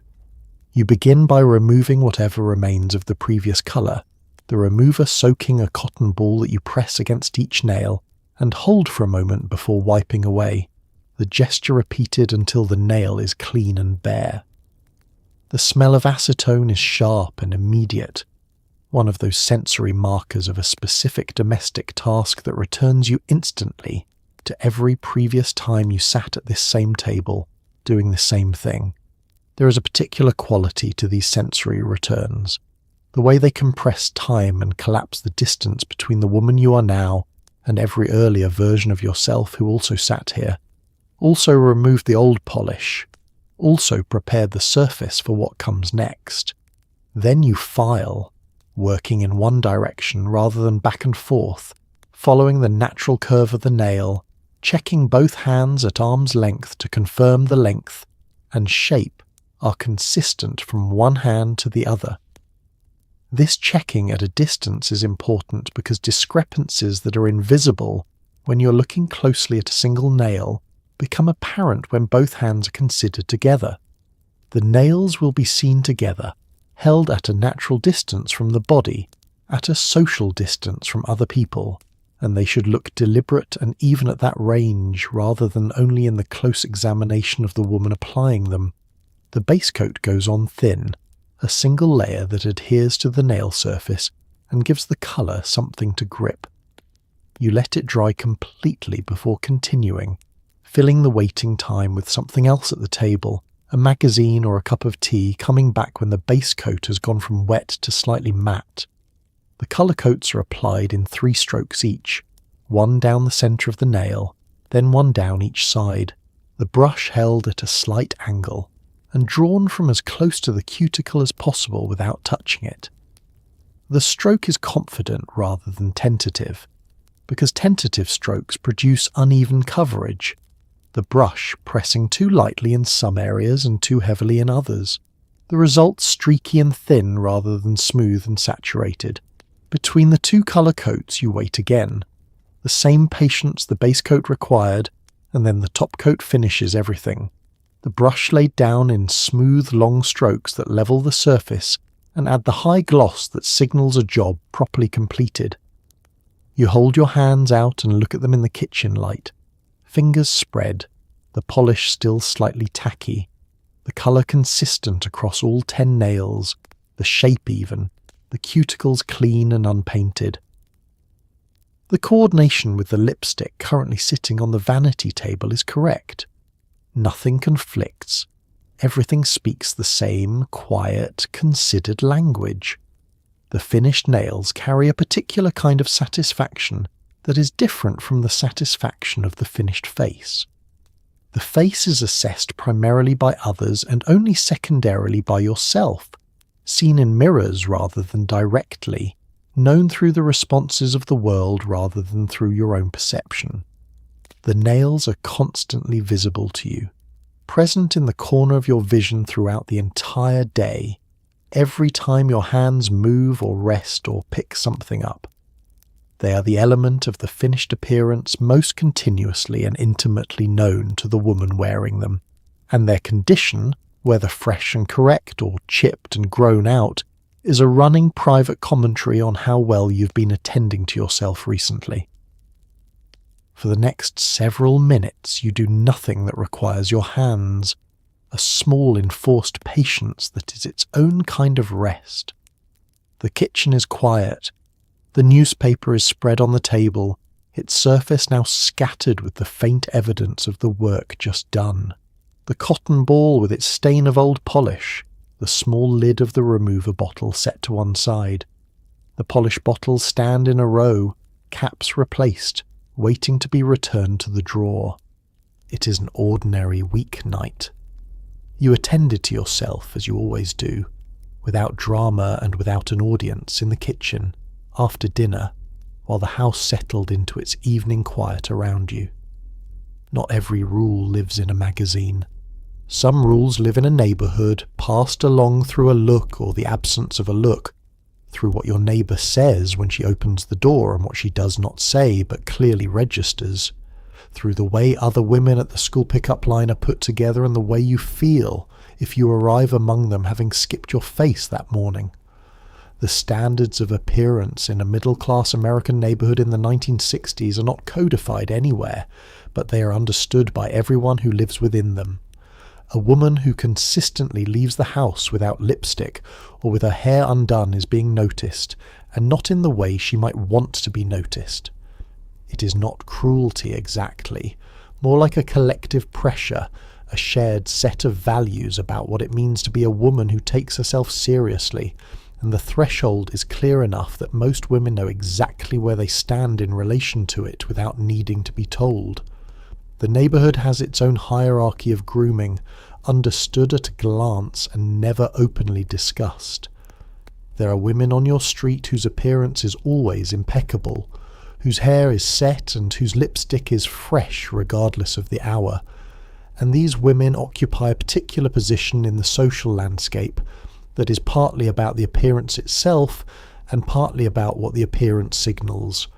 Attentiveness, self-discipline, respect for the community they move through. There are women whose standard is somewhat lower, who might appear at the mailbox in house clothes on a weekday morning, and these women are tolerated and liked, but regarded with a faint unvoiced qualification that they themselves can sense without anyone having to articulate it. You are aware of where you fall in this spectrum, and you are aware of it without being asked, which is how social standards operate when they are working correctly. You do not need someone to tell you that the women you see on your morning walk are put together in a way you would not want to fall visibly short of. You can see it. You know it the way you know the temperature when you step outside, not through measurement but through immediate bodily recognition.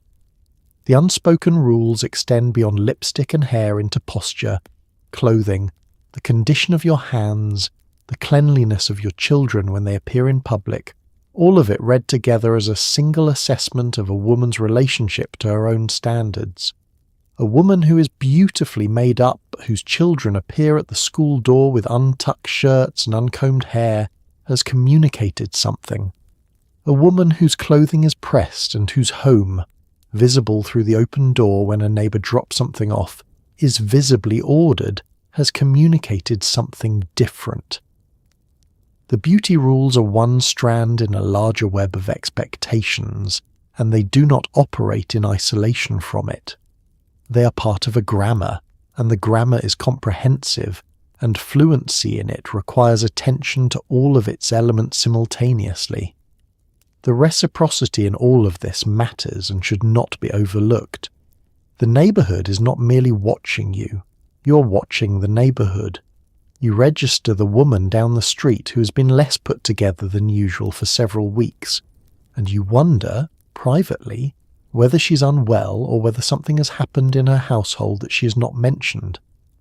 The appearance standard functions in both directions, as a form of judgment and as a form of care, the community monitoring itself for signs of trouble disguised as ordinary social observation. When someone consistently fails to meet the standard without apparent reason, the neighbourhood notices, and the noticing eventually becomes a phone call or a casserole left on the porch, or an invitation for coffee that is really an inquiry after well-being. The standard, for all its pressure, also functions as a net, catching the women who are falling before they have fallen too far. There is a tenderness in this that is easy to miss if you are only looking at the pressure and not at what the pressure was also doing. The women of this neighbourhood were monitoring each other with the vigilance of people who understood that ordinary life could be undone quietly, that a woman in difficulty would rarely announce it, that the first signs of something wrong would appear not in what she said but in how she looked. The beauty standard was the canary in the coal mine, the visible indicator of an invisible interior, and the women who watched each other most carefully were not the most judgmental, but sometimes the most caring. You put on your lipstick before you open the front door. It takes 30 seconds. The action is so small it barely registers as a decision.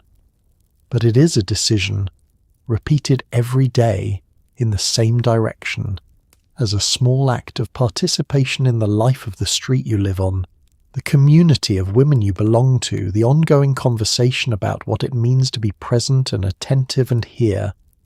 You open the door, the day receives you, and the neighbourhood, without looking up, knows you have arrived. So tonight, as you settle in and let the day go, think about the women we spent this time with, the ones who rose before the household stirred and stood at their mirrors in the pale quiet of an early morning, and did their work with a seriousness that no one asked them to explain, and no one was there to witness. They smoothed the cold cream in slow circles.